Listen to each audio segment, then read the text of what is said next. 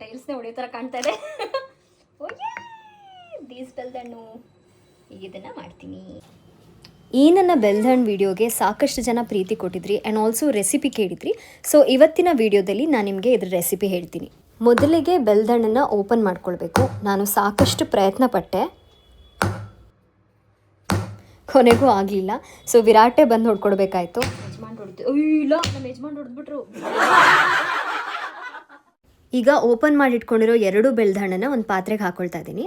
ನಾನು ಇದನ್ನು ಕೈಯಲ್ಲೇ ಕಳಿಸ್ತೀನಿ. ಸೊ ಕೈನ ನೀಟಾಗಿ ವಾಶ್ ಮಾಡ್ಕೊಂಡಿದ್ದೀನಿ. ಚೆನ್ನಾಗಿ ಬೆಲ್ದಣ್ಣನ ಕ್ಯೂಚ್ಕೊಳ್ಬೇಕು, ಅಂದರೆ ಪ್ರಾಪರಾಗಿ ಮ್ಯಾಶ್ ಮಾಡ್ಕೊಳ್ಬೇಕು.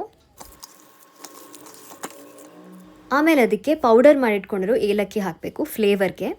ಸ್ವಲ್ಪ ತುರಿದಿಟ್ಕೊಂಡಿರೋ ಬೆಲ್ಲ, ನಿಮಗೆ ಸಿಹಿ ಜಾಸ್ತಿ ಬೇಕಾಗಿದ್ರೆ ಜಾಸ್ತಿ ಬೆಲ್ಲ ಹಾಕೋಬೋದು. ರುಚಿ ಬೇಕು ಅಂದರೆ ಉಪ್ಪು ಸೇರಿಸ್ಲೇಬೇಕಲ್ವಾ, ಹಾಗಾಗಿ ಉಪ್ಪು. ನಾನಿಲ್ಲಿ ಸ್ವಲ್ಪ ಜಾಸ್ತಿನೇ ಖಾರ ಪುಡಿ ಯೂಸ್ ಮಾಡ್ತಿದ್ದೀನಿ, because I am a Spice lover. ನೀವು ಸ್ವಲ್ಪ ಕಡಿಮೆ ಖಾರ ಪುಡಿ ಯೂಸ್ ಮಾಡಿ. ಖಾರ ಇಷ್ಟಪಡೋರಾದರೆ ನಡೆಯುತ್ತೆ. ಈಗ ಇದನ್ನೆಲ್ಲ ಚೆನ್ನಾಗಿ ಮಿಕ್ಸ್ ಮಾಡ್ಕೊಳ್ಬೇಕು.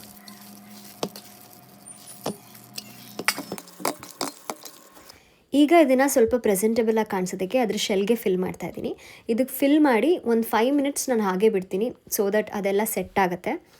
ನೋಡಿ ನನ್ನ ಬಾಯಲ್ಲಿ ಈಗಲೇ ನೀರು ಬರ್ತಾ ಇದೆ. ಸೊ ಆಫ್ಟರ್ 5 to 10 ಮಿನಿಟ್ಸ್ ನಾನು ಟೇಸ್ಟ್ ಮಾಡ್ತೀನಿ. Actually the more you wait the more delicious it will become. So I guess I will wait for another half an hour and then I'll have it. Now that the filling is done, just in 10 to 15 minutes, the spicy, tangy and sweet wood apple is ready to devour.